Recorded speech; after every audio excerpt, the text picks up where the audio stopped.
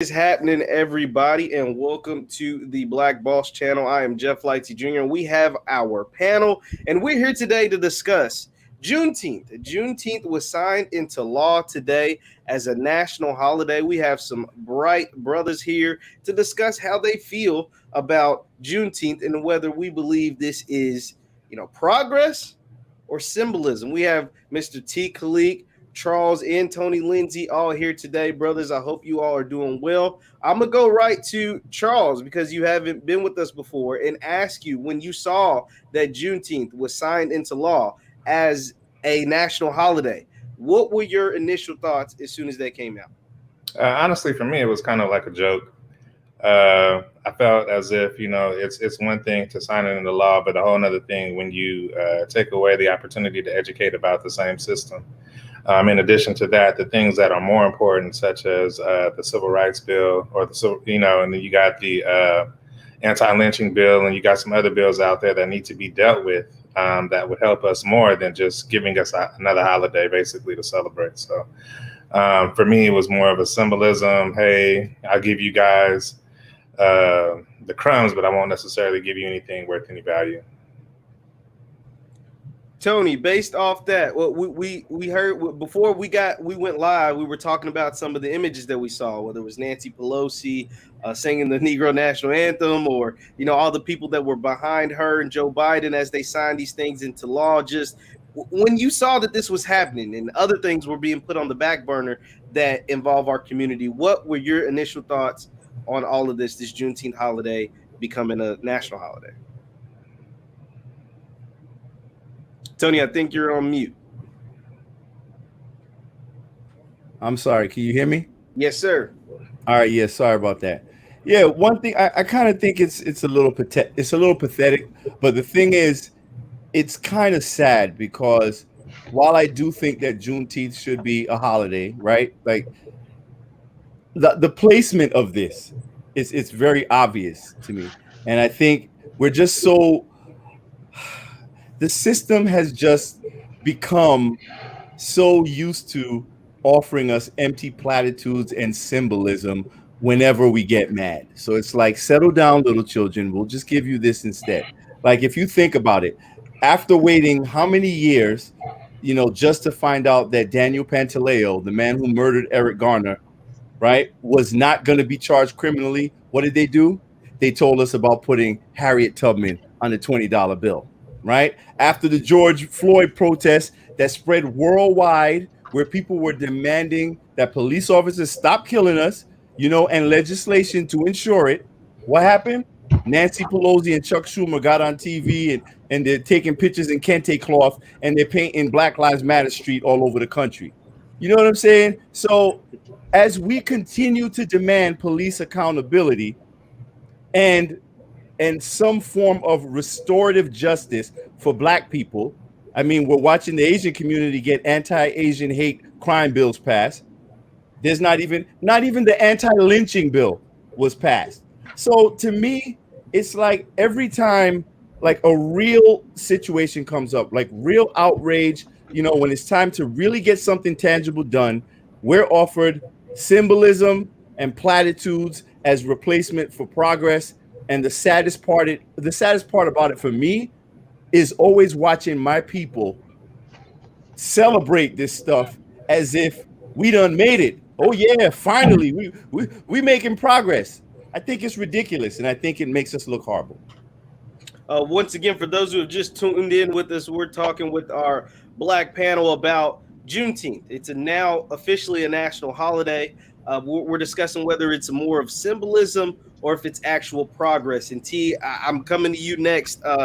Tony brought up some interesting points. It seems like after national big time events that involve our community, instead of actually getting, tangibles, whether that's in a form of reparations or in a form of whatever, we get symbolism, what it seems like. What are your thoughts on that? Well, Tony pretty much brought up the stuff I was going to bring up, but I'm just going to piggyback off of some of it because, as he said, like after the George Floyd incident, Aunt Jemima is changing, taking off that picture. And I'm just like, what does this do? How does that bring justice? You know, how does feeling good bring justice? I don't understand. How does that help our economic situation? How is that helping the policing situation? It's not helping our family situation or social situation. And to me, I think this is to pacify Black people because Joe Biden and Kamala Harris is doing nothing for Black people. Kamala Harris was marketed to us. She was selected as a marketer to Black people as the first Black woman. So she was supposed to advocate for Black issues. She's done none of that. None of that. So this is just a way for the Black people saying, well, what are you getting for your vote? And like Brother Tony said, like kids just can't, well, you know, give them their holiday. You know, we can't give them their holiday. That ain't changing their economic situation, though. And yeah, we have to stand up and say that's not enough. And we need to put pressure on our Black congressional congressmen. Why are they not getting pressured over this? It's like, what are you guys fighting for? We didn't put you guys in power to fight for symbolism. You don't see the congressional Asian community during the Asian hate crime fighting for symbolism, you know, fighting for someone from China on the dollar bill to address that. That's just ridiculous. Yep. It shows what they think of us. Absolutely, absolutely. Yeah. Once again, we're talking about Juneteenth. It's now a national holiday. Dr. Green, I want to ask you this: is there any good that comes from Juneteenth becoming a national holiday? Like, I understand that it does look like a lot of symbolism that is being shown, but is there anything that we can pull from this and maybe use it as momentum to potentially get something moving forward? Right. Thank you for the opportunity to talk. Thank you for this incredible panel. I appreciate this opportunity to be among such great Black men. I think there is something there, right? So I think it's quite obvious, as all of our brothers have said, it's symbolism, right? This is the, hey, we're going to give you something so that, you don't, cut up too bad. And so that you can't say that we haven't done anything for Black people in this country. And just to kind of, again, use the term piggyback, right? Because, this is not specifically for Black people. It's a federal holiday, right? That means that it's not Black people getting off, right? Black people won't get the day off and everybody else got to go to work. This is literally everybody gets off, right? Blacks, Asians, LGBT, left-handed people, right-handed people. Everybody gets off on this holiday. So they can't really sell it as, hey, we doing something for you Negroes, right? However, right, it becoming a federal holiday means that there has to be some kind of a recognition, right, that America has this, horribly disgusting history, and that Black people have persevered through it, and that, that should be acknowledged. So I think the benefit to this holiday is, like our brother said, we have to push for more, right? You're not going to give us 2 cookies and milk and send us to bed.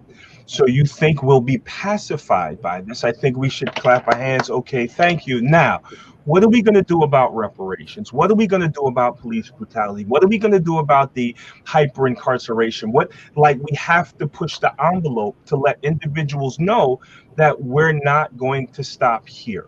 So, I agree with our brothers to say, yeah, it is absolutely symbolic, and Black people have got to, we as a people need to shout from the rooftops that we understand, like our brother said, that the timing of this is precarious, right?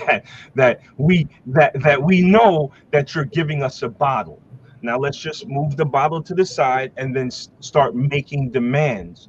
Because remember, Vice President Kamala Harris told us that, she wouldn't really do, or we shouldn't expect her to do anything specifically for Black people, that, if she addressed, the issue of poverty or whatever, that Black people would benefit. So if that's what she said, then we should understand that this move is not specifically for Black people, because our Asian brothers and sisters, our Latinx brothers and sisters will be getting off from work too, or get the paid holiday too. So I think we can push the envelope and make sure that everyone understands that we're not going to be pacified by you putting, Sojourner Truth or whoever on the $20 bill. No, we want considerably more than that. Yeah, I think that to your point, I do think that it's a, you know, it's a good, it looks good, right? And yeah, we should be doing more. But the reality is, for me, is that we have to stop allowing them to even do this, right? We have to start pushing them to a place to where we understand that systematically you have done this over and over and over again. You've always given us the bottle. You've always given us the milk, but you have never given us the meat. And we have to stop looking for them to, or even allowing them really to give us these little symbolic things that they have consistently over time given us, and start asking and requesting for more. Stop pacifying us with the little things and start being more intentional about the things that you do. And more importantly, the things that you're giving to us as Black people, because in the midst of all of this stuff happening, like, we're still dealing with so much as a people. We're still dealing with all the things that we've dealt with 40, 50, 60 years ago. And there's not been a whole lot of systemic change there. But yet you keep giving us these little nuggets after nuggets, leading us along this bread trail that's really gotten us nowhere. So at some point, for me, it's like, stop the madness and let's get to a point where, hey, you know what we need, you know what we want, what we really have been asking for. Let's move into that. Like, stop giving me the little change that you get out of your pocket and start giving me some real dollars. Now, Charles, to your point, and Tony, I'll come to you on that. What does it take to get to that point, right? Like, is it like, I know we have elections every 2 years, essentially, right? Like, but is it too late to do that? Like, or are our people, what does it take to get our people to really get all on board to that, like, to not take these breadcrumbs, to not take this symbolism? What would it take to get to that point?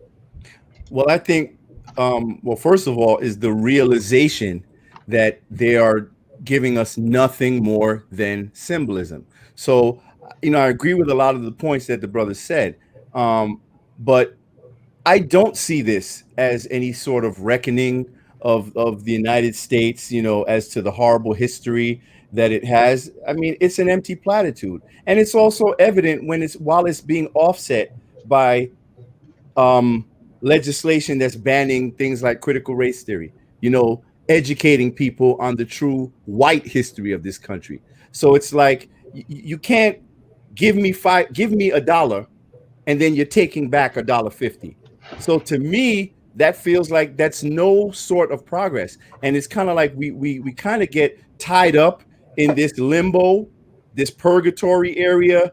You know, well, it's a good thing, but it's not really doing anything. We're so caught up in this little purgatory area that we never really get the opportunity to focus on tangible policies to move forward with. We're never offered them, you know. Right. We're telling you exactly what we want, but the answers we always get are something completely different.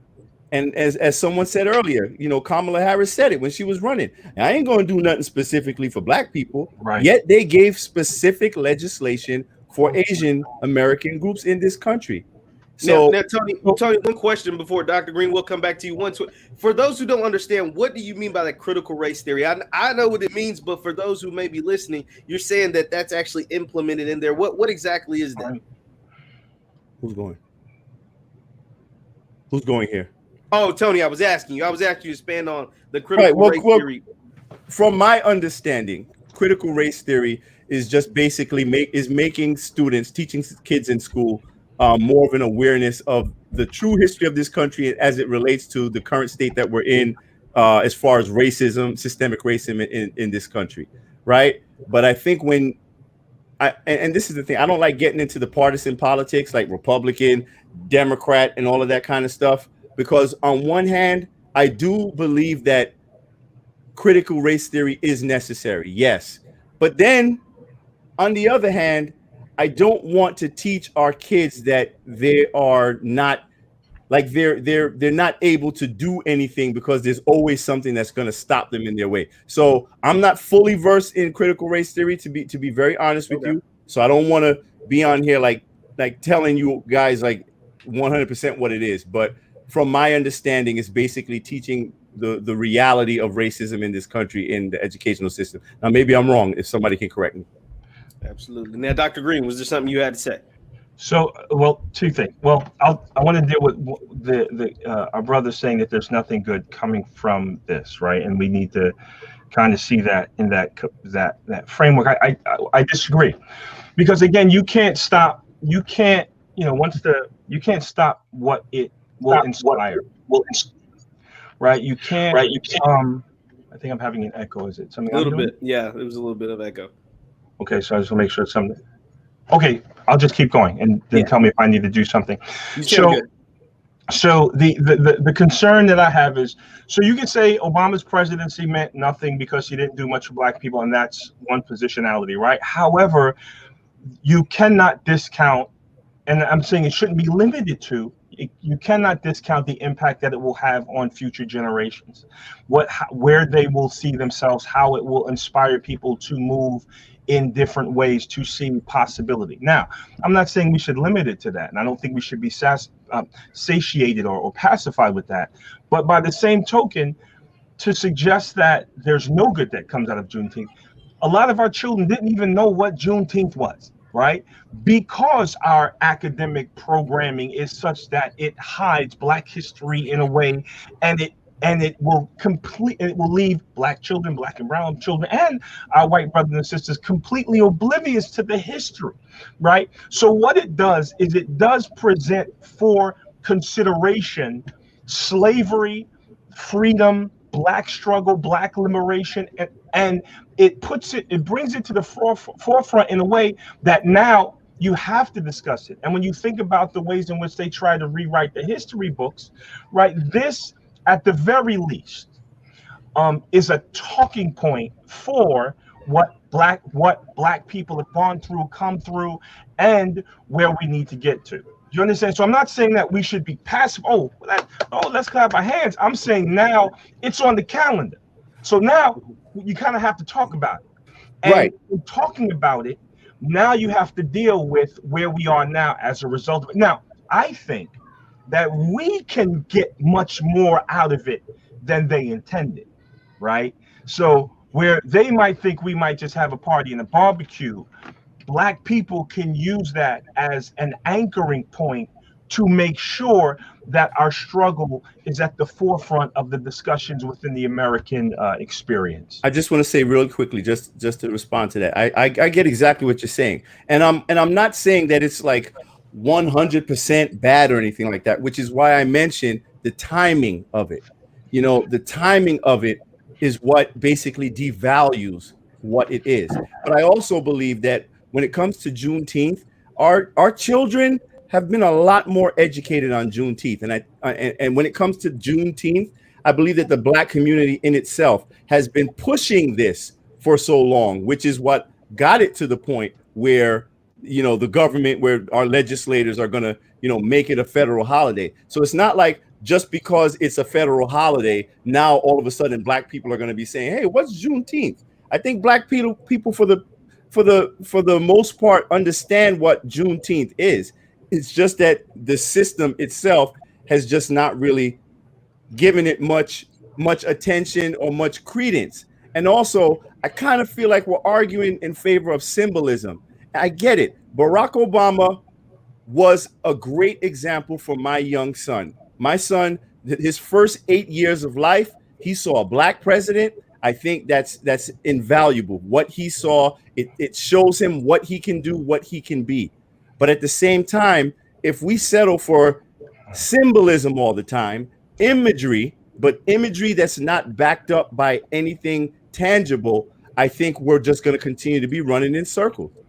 Once again, we're talking to our all-Black panel about Juneteenth now being a national holiday and how we feel about it. We asked that you hit the thumbs up button, like, share, subscribe, and the notification bell. Please hit the thumbs up button. T, I'm coming to you because we've heard a lot of great perspectives, and one of the things that Tony and Dr. Green and Charles and yourself has all brought up is the fact that there was the timing and who's actually enacting this national holiday. It's Joe Biden, it's Kamala Harris. These are two people that made a lot of promises during their campaign, during election season, and much hasn't come of it, except for things like getting rid of like Uncle Ben and Aunt Jemima and getting Juneteenth, right? Like, I mean, and like, correct me if I'm wrong. So what does that say when our tangibles are still being put to the back burner, but we're getting rid of certain symbolism in gaining others. So what does that say to you?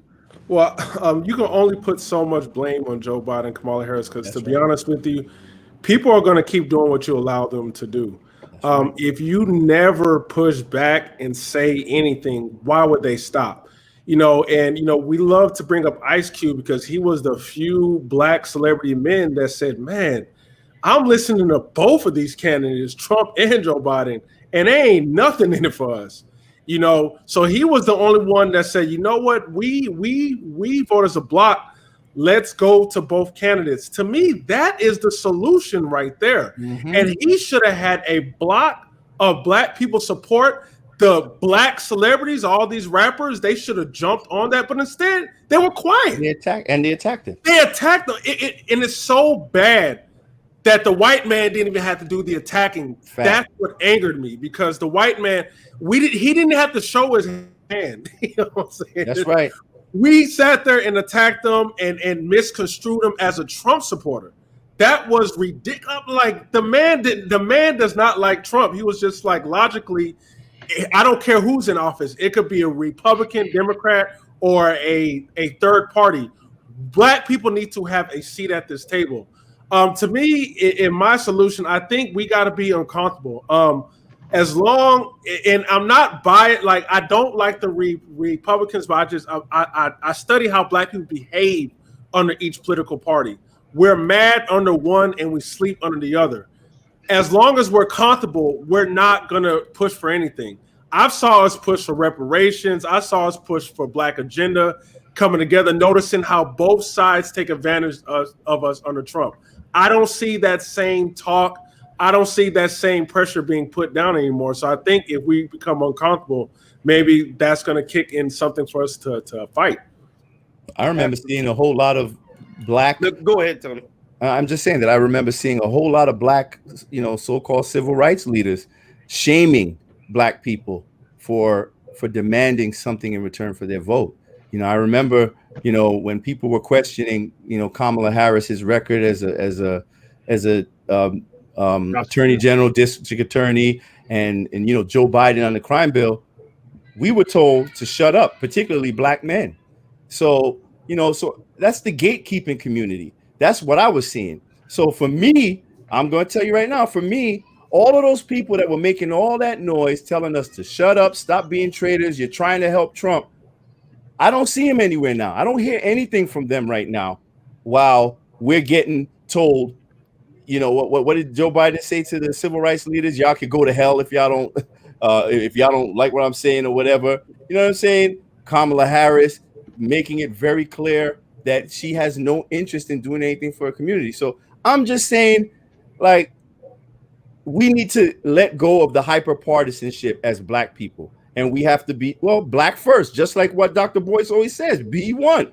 You know what I'm saying? Because the fact that we vote so heavily in one direction all the time, and it's just so predictable, I just feel like we don't really have any type of leverage. So I think whenever we talk about leveraging our votes, I think there should be no pushback in that regard. But we always get pushback, and now we find ourselves in a situation where everyone else, is being cared for, so to speak, under this administration, but us. And I would agree with that. I would say to that point also, though, there's also a need for us to not rely on other people to get us together, and for us to go ahead and start to get together ourselves and start to demand the things that we want in a unified way, have those intangible arguments that we need to have in-house, and then let's represent one another very well outside of the house, and let's get some stuff done. Second to that, just to kind of hop back on the point of the Juneteenth, here's something that's interesting that we just don't talk about, right? Black people were not emancipated on July 4th, right? They were not, Juneteenth is not the initiate of this thing. So what happened to January 1st, 1863, right? Are we not having that conversation, right? So we're talking about, and this is when I say, when we talk about the peace parts of the things that we're given, we're celebrating just a small portion of a big reality, right? The Emancipation Proclamation was signed January 1st, 1863. But we don't know that as sometimes even as educated Black people, right? So we're not having these real conversations about the plight and the reality of African Americans in this country. But yet we're given little tokens because it's the popular thing, Juneteenth, to say, hey, here you go.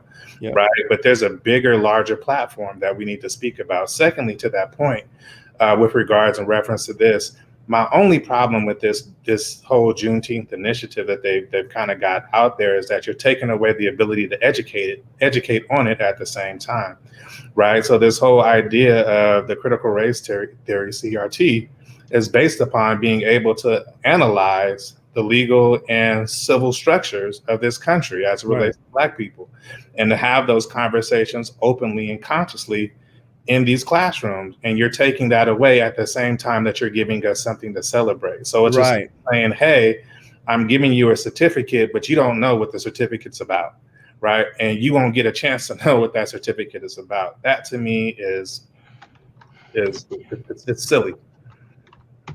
Once again, we're talking to our all-Black panel about Juneteenth becoming a national holiday. We ask that you please hit the thumbs up button, like, share, subscribe. Dr. Green, just after hearing what Charles had to say and what everyone has had to say, I want to go back to something you said.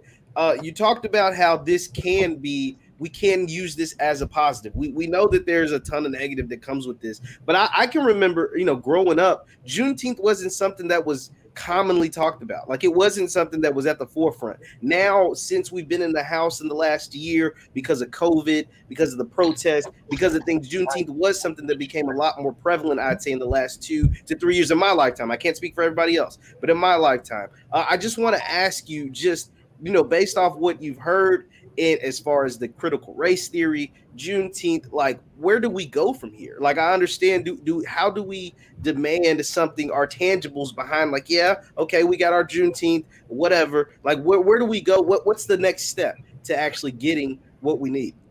I think one, so when you look at what Juneteenth is and where it's coming from and who's endorsing it, right, that's not ours, right? It's something being given to us. Mm-hmm. I think the truth lies in our connectivity, right? Our ability to connect people, Black people, with different views on different platforms, to start to unite in ways that it's not expected, right? So one of the things that I often always say is, like, if you look at all the great civilizations, they fell. Like, something went wrong. They did something wrong. Greeks, Romans, Ming Dynasty, whatever. There's something that happens that brings their rule to an end. I think that the oppression and suppression of Black people specifically, the remedy is the internet. The remedy is the fact that we can connect in these ways instantaneously, which means that theoretically we can organize in ways that before was never possible. The problem is we use the internet for shopping, porn, sports, and that's it. Now that's if you look at the statistics as to how, we're putting up pictures, we're taking pictures of our food, we're on vacation, but there remains the possibility that we will utilize these mediums to organize, right, to educate, and to consolidate our power and influence. And I think that's where it starts, right? Where if we can get, again, this connectivity across platforms, people with different ideas, if Black people can use or do decide to use the internet, right, email, to share, to inform, to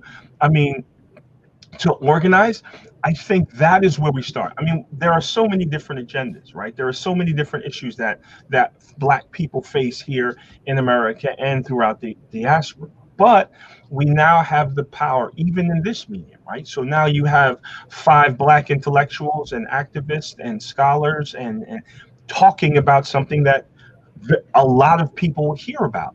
What are next steps for us? For me, I think it's about us making sure that this doesn't stop with one post, with one conversation, with one video, that we connect afterwards and we connect our networks afterwards. And it doesn't have to be something that everyone knows, right? Like, we're all going to come together in March. I think that's the problem. I think we all holding up signs, we all marching, we all in the streets, and then it goes away. Right. I think that we should start to move in ways that by the time people figure out what's going on, it's already done. And so, again, no, please. No. I was going to say I totally agree with you, and I think you're 100% right. But I'm also quite hopeful as well, because I think that we are doing that in many more numbers. You know, without social media and the internet, you know, we probably would not be as aware of the things that are going on in society as we are today, right?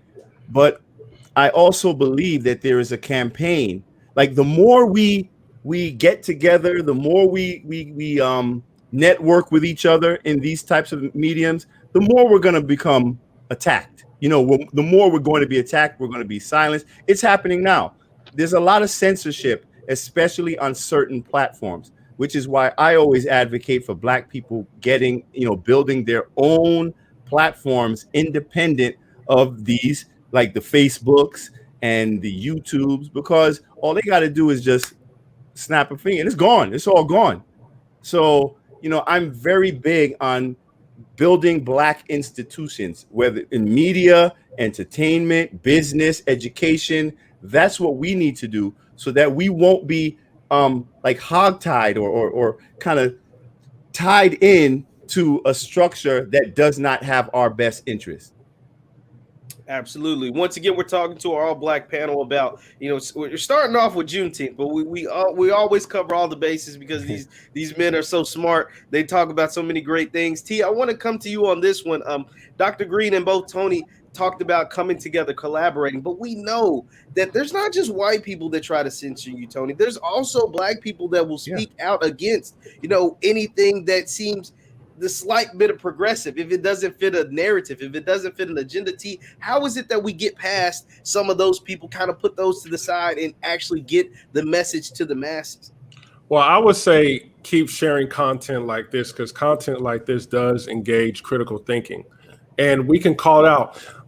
The one thing that woke me up a lot was the Nation of Islam, because when I was growing up, I did kind of have a very biased view of Black people, but I had no idea how the government was involved. I had no idea about the white people behind our rappers. Like I used to think Black people controlled their music. Like we were the ones putting out our own media image. I had no idea it was white people behind that, promoting that. So, you know, when I got educated, I woke up like a lot of this stuff. A lot of these Black rappers that you see, a lot of these people who talk against us, they're paid by white people. They work under them. These people, and then what's crazy is they get promoted as the first Black whatever, just to sell out, just to keep us in control. They're not pushing any agenda. Listen, this conversation that we're having is not going to take place on no Black mainstream. Are we going to see this on Fox Soul, you know, TV One, you know, the CNN, Black people talking about? No. So I think the only way we can get together is we have to educate Black people. Unfortunately, although we love all Black people, not all of them are skin folk. They sell out. They get whoever. Look to who funds them. Whoever funds them is the one who's controlling what they say. And we can get Black people to break away from that. I think that's how this is going to grow. I think an easy way to get Black people to break away from that, honestly, is like engaging with love. To be honest, I know it sounds corny, but like panels like these and a few others, very few that I see on social media and the internet, where you have different groups of Black people coming together, people from different ideological backgrounds, different political backgrounds, where we can engage in certain conversations and we're not like yelling at each other and cursing each other out, but we still walk away. Like we can hear what each other is saying. We can disagree, but it doesn't mean we're enemies and we got beef now. So that's what I like, because I think, Brother T, you identify as more so conservative, right? And I'm sure there are more liberal leaning people who engage here. Me, I'm like completely, probably like totally independent, right? So, but I love to see the myriad of perspectives because I like learning from it. And I know personally from a lot of people who have watched like our previous videos. And to be honest, that's why I really like these panels specifically on this channel, because I love to hear all of these different perspectives because I learn a lot, you know, and the people who are watching this also do. So I appreciate it.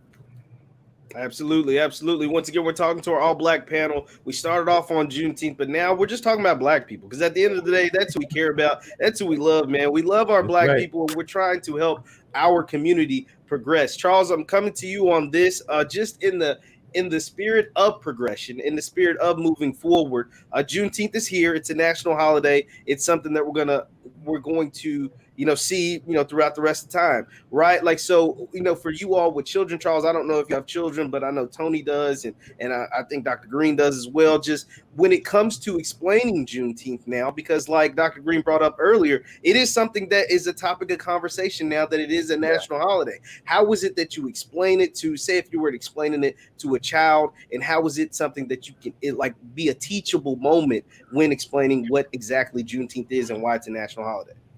Simply put, I don't know how I could teach why it's a national holiday, but I would, but I would definitely tell them that Juneteenth is something that's more so relative to Texas. And however, in every state, slaves were freed at different times. The Emancipation Proclamation was signed on January 21st, and this is the plight of African Americans. This is how we grow. And this is the things and the conversations that we have on a regular basis, because I need them to know that just because it's popular doesn't necessarily mean it's right or it's being explained the right way. Juneteenth does not necessarily represent every slave that was freed in America. And so they also need to know that. They also need to know about the plight of slavery and, the effects of chattel slavery and how we're dealing with it even still today.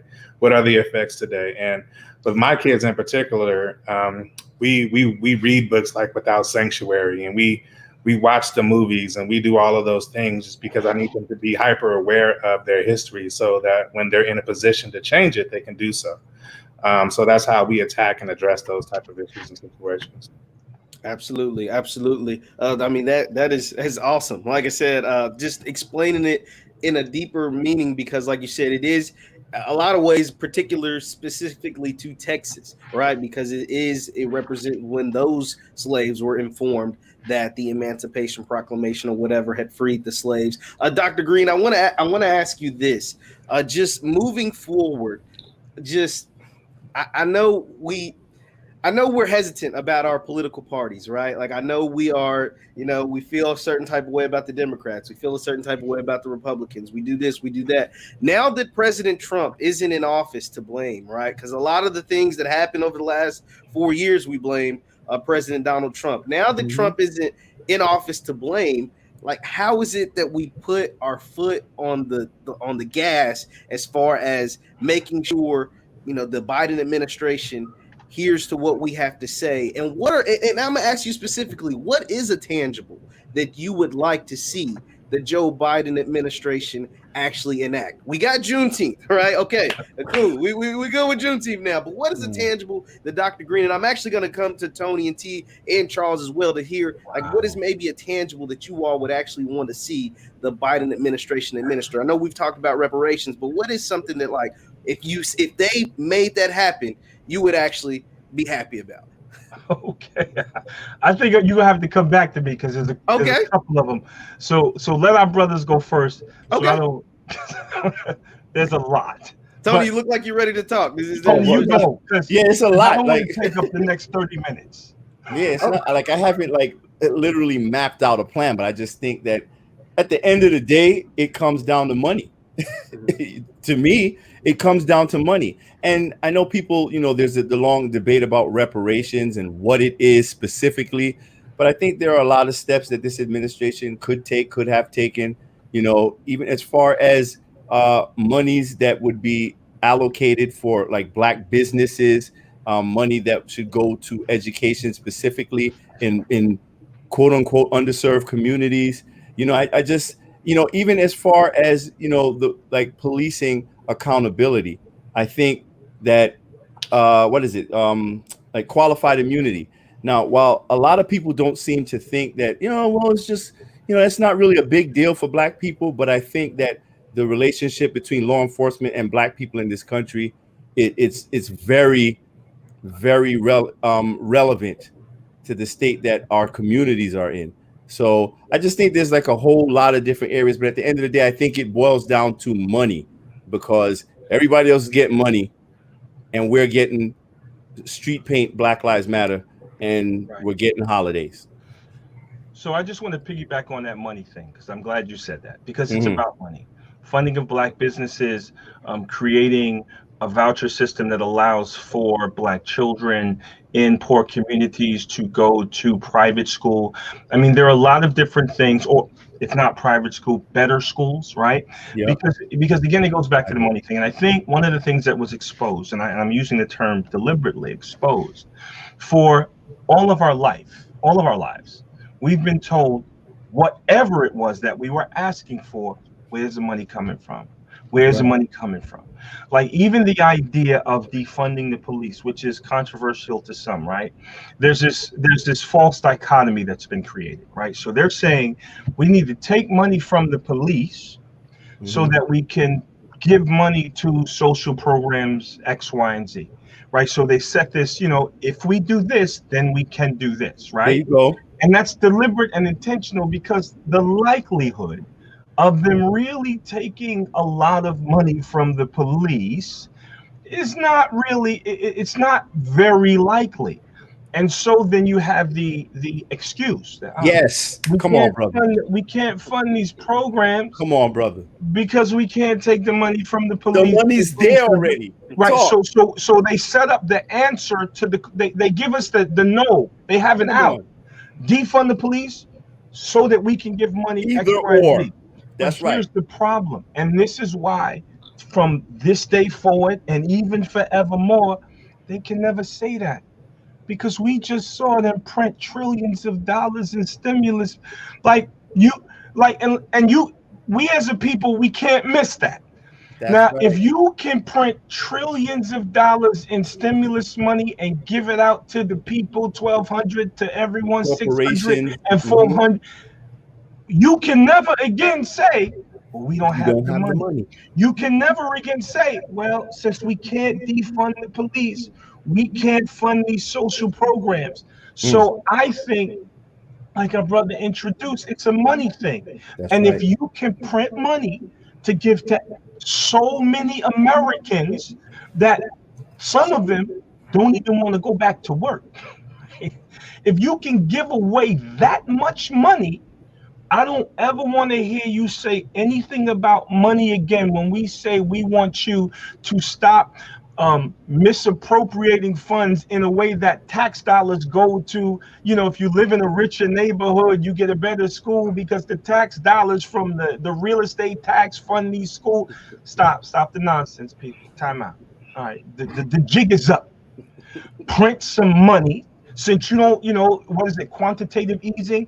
If y'all not worried about devaluing the dollar, okay, let's print some money. That's right. Put it where it needs to go. And fund these schools, and so I just want to make sure that's the point I get across.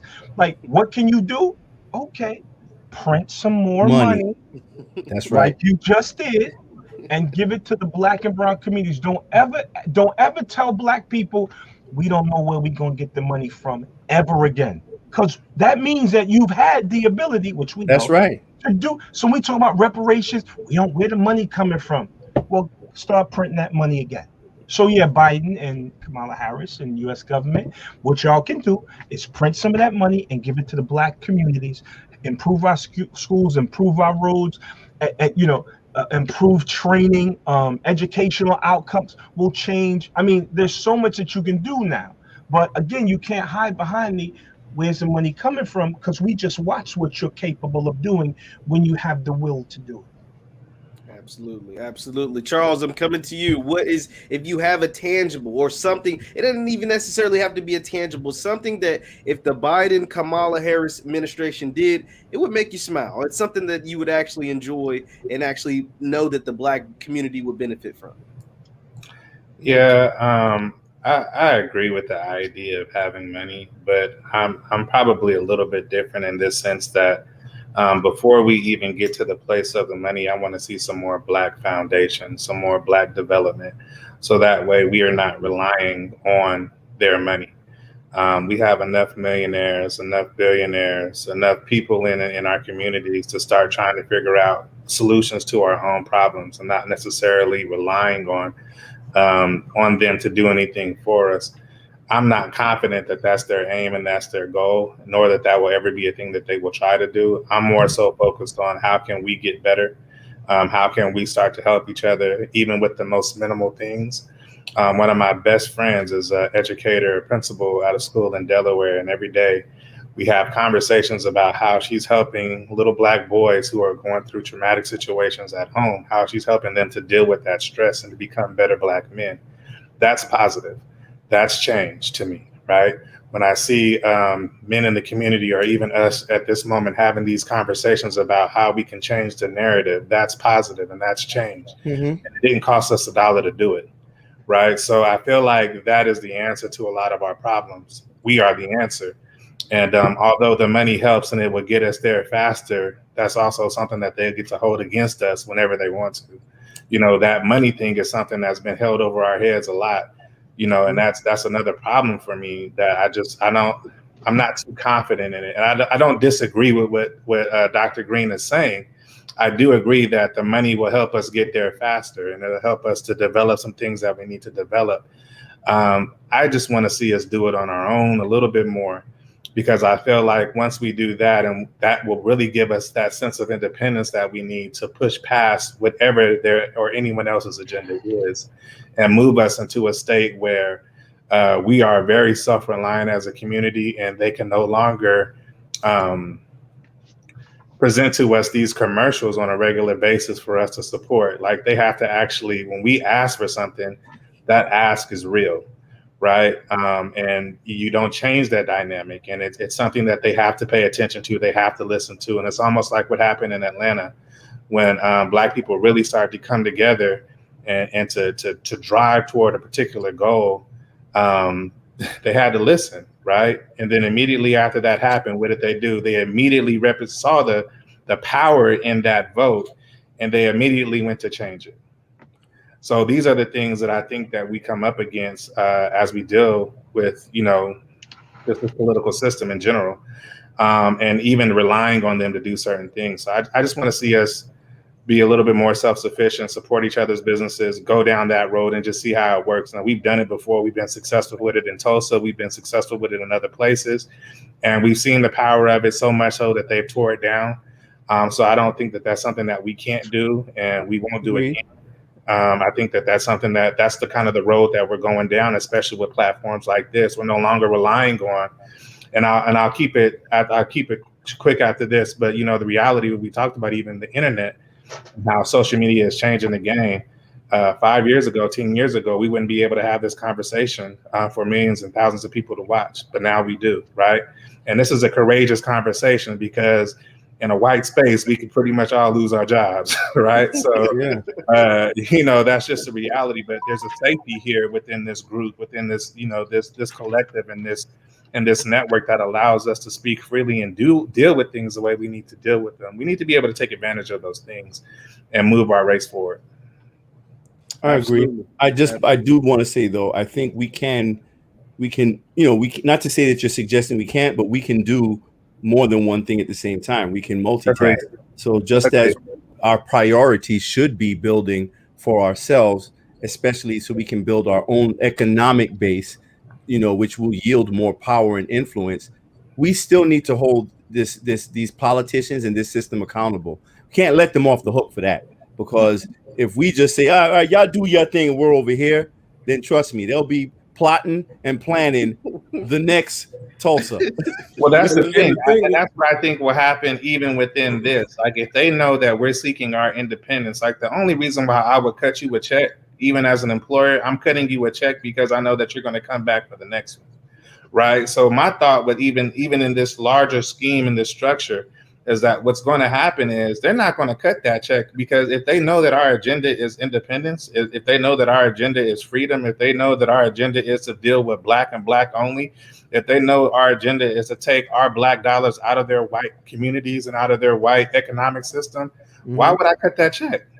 You know, that's a real question. You know, like, it does me no good to cut that check. I don't care what I've done to you and what I owe you. You know, my reality is, if you're trying to do something to hurt my economic system, I have no reason to cut that check. And I think that that's I agree. Well, I think we should right. just let's force them to make that decision, because my thing is black people, we are involved in politics already. When we put 90% of a vote in one party, we are a very important voting block. So I say, like you said, brother, they hold that over our head, and they're using that to beat us against us. I say let's see in that position. Next election. Next election, completely. If Don't it's get me wrong. Yeah. I agree. I just say next election. I'm being serious. If it's a candidate that threatens them, that Democrats are like, oh, the illegals are going to be blocked out, and the gay rights issue, and black people must save you, we got to collectively say no. If you ignore us, then you're going to have to deal with that. That's it. Yes. You are not going to scare us to death no more. We've been voting for you every 4 years, and you've done nothing. You literally tell us we're important, but then say no when you get in office. We ain't doing nothing. But a lot of that is attached to leadership. Yeah. Our appointed the media appointed leadership in our communities, and that's why I always say that we don't need more leaders. I think we need more thinkers, and that's why I like these types of forums, because the more we think critically and engage in these types of conversations, I think the less prone we are to being kind of manipulated by some of the quote unquote gatekeepers out there who do speak on behalf of a white supremacist system for their own placement within that system. Go ahead.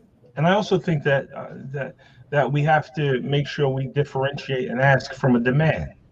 Right? That's right. So when we talk about, like our brother presented, why would they cut that check?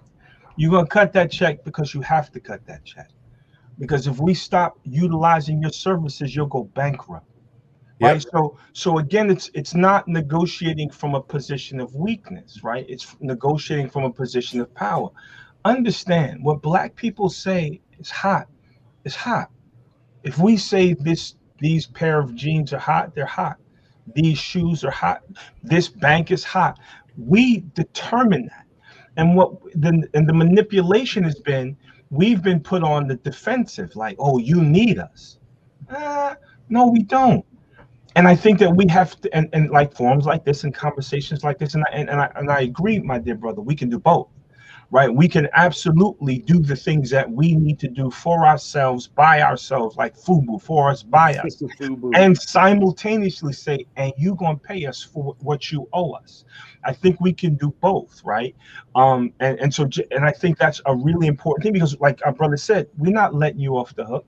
You're not. We're not just going to take our little ball and try to do it ourselves, because the truth is, nobody has done it by themselves. We live in a capitalist, country, right? No people in this country have done it on their own. Our European brothers and sisters that came over as immigrants got all kinds of benefits and stipends, and so they've been able to make it because they received help. I think we've got to stop asking black people to be Superman, right? We're going to do it ourselves. Hold on, we're going to do a lot. Right? And we're going to get a lot done, but you're going to pay us what you owe us one way or another. And it's not just our voting, right? You like as in a voting block, it's a buying block. Like, right. We're talking about you writing a check for us, but we all know what the spending power of black people is. Right. That was the next point. Our right. Money determines everything. But they trick us into thinking, like I think one of the narratives that they push so often is, you black people poor black people, y'all ain't got no money. How do we have no money, but everybody opens up a store in our neighborhoods? Absolutely. In the poorest of neighborhoods? There you go. Now you speak in the language. The store, the bodega, the corner store, the laundromat, every nationality, every race, every religion, they all come to those poor black communities with no money and no resources, and they put their kids through private school with the money that black people don't have. It's not that we poor, it's that sometimes we operate in ignorance. So I think it's really important to differentiate a black positionality as not an ask or a demand. And if you don't, it's what we want, you're gonna pay. and we can leverage that influence. Our influence can be leveraged in so many areas because we are like the biggest consumers. Like we put a lot of money into this system. But even besides that, this system makes a lot of money targeting black people as well, which is why I always want to see us collectively get together and build with each other so that we're not like falling into the traps that they set for us where they make so much money off of us. You know, and here's what I would say to that, and I agree with both, right? I think that we should approach it from a position of power. I think we become more powerless when we don't have the structure and the infrastructure within ourselves, and that's the part that I'm getting at, is that before we can approach anyone with a position of power, we have to first be united. Build that power. And so that's the thing that's going to keep us and put us in a position to say no. Not even pay me what you owe me, because I don't think America can ever pay what they owe us. But at the same time, but what they can do is pay me what I'm worth, right? In this day and time, because if I'm controlling everything from the GDP perspective, then you have to pay for that, right? And if you want me to shift this narrative this way or to move this needle that way, then that's something that you have to pay for. That's a dynamic that you have to pay for. And so that's where we have our control at. And I think that when we rely, you know, here's the truth, right? So in a grocery store, when you go to the cereal aisle, you see about 100 different, you see about 100 different cereals, right?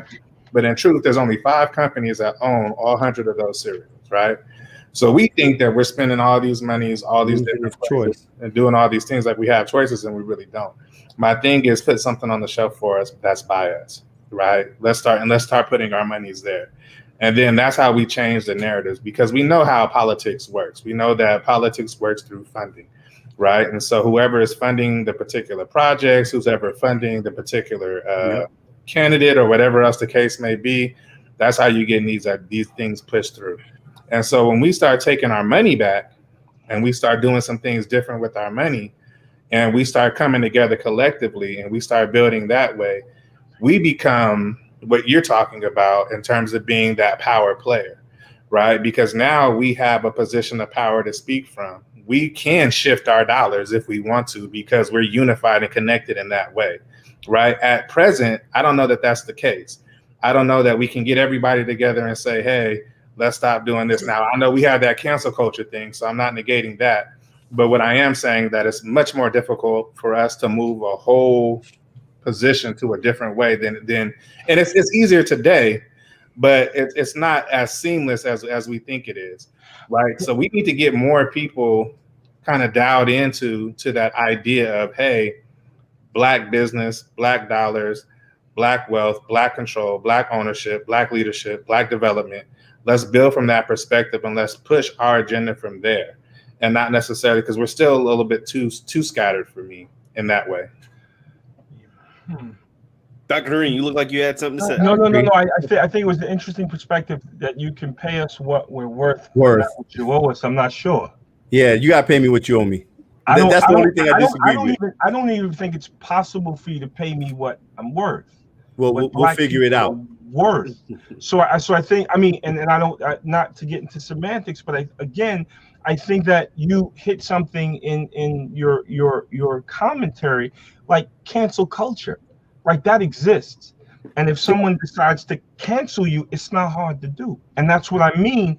It is, I think, much more seamless than I think you allude to. And I think, again, it's just about power and influence. Now, I think there are a lot of Black people moving in politics, in finance. I mean, and even if you want to, and we obviously this isn't the show for it, the cryptocurrency, like the influence that crypto will have on the future generations. Like, I mean, there's a lot of opportunity for Black independence to come to the forefront. And just speaking in terms of like the resistance to Black progress, I think it's how it's presented. Again, going back to, we all out holding up signs telling them what we're going to do is, I don't think we should move like that. I don't think it should be for public forums. I think there's a digital underground railroad that, again, by the time people figure out like what we're doing, what our agenda is, it's already done. And this is one of the things that I respect about our Jewish brothers and sisters, right? It's not so often that you hear anything about anything that they're doing. True. Right?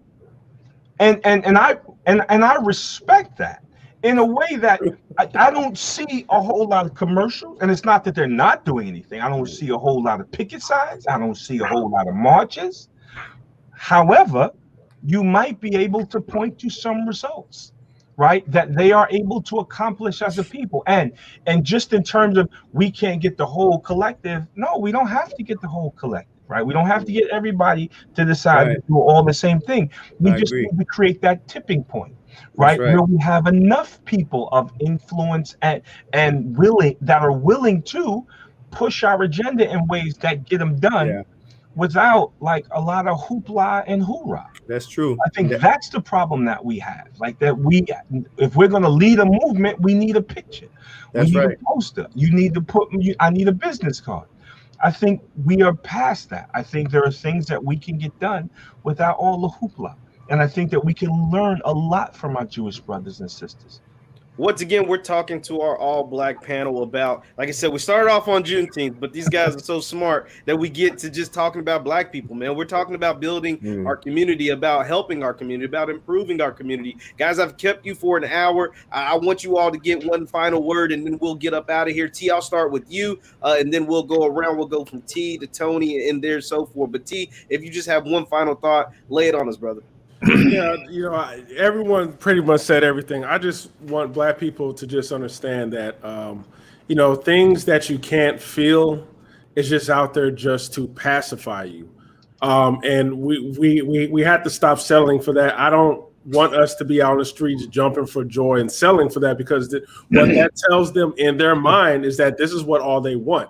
They don't want nothing else. They just want to feel good. So, I think we have to change the narrative, and we have to be unpredictable. I think once we become unpredictable, where you can't predict how black people will behave, that's when, things are going to turn up, and they're going to really have to come to us in a serious way to win us over. Absolutely. Absolutely. Mr. Tony Lindsay, you are up, sir. One final thought. Man, you guys pretty much covered it all in this conversation, to be honest with you. You know what I'm saying? I think probably the one thing I would say to black people, to whoever's watching this, is that we should let go. We should learn to let go of feel good moments and look deeper, look for more substance, because the way that this political system operates, it operates by looking through us, through this collective lens of political lack of intelligence. That's how we are treated, and it is evident by the things that they offer us whenever we make demands. So I just think moving forward, we need to let's like me personally, I'm not celebrating feel good moments anymore. I need tangibles. I need something that I can touch, something that I can see, something that will benefit my children and their children to come. And I think if we remain in that sort of a mindset, we're going to be all right. Absolutely. Absolutely. Dr. Green, you're up. One final thought. I like to always leave with this idea to let black people know that we love each other, right? All of this propaganda that's presented that there's some kind of gender war, black men versus black women, that nonsense, that black men love black women. And I know black women love black men. That also allows me to introduce this idea. Come together, work together, buy black, right? Invest in black businesses, frequent black businesses, look for them online. We have to start doing it in ways and in mass that allows for us to really shift the dynamic, our economic positionality within this country. Peace out. Love you always. That's right. Appreciate it, Dr. Green. And Brother Charles, one final thought, sir. First and foremost, I just want to say thank you again for allowing me to be on this panel, to speak with these gentlemen and have the conversation that we've had. I think things always start and should end in love. We need to love on each other more. We need to do for each other more. We need to work for each other more. We need to be strong for each other more. And we need to support each other more. So the more that we can do those things, the better we'll be, and the stronger we'll be, and being able to affect change.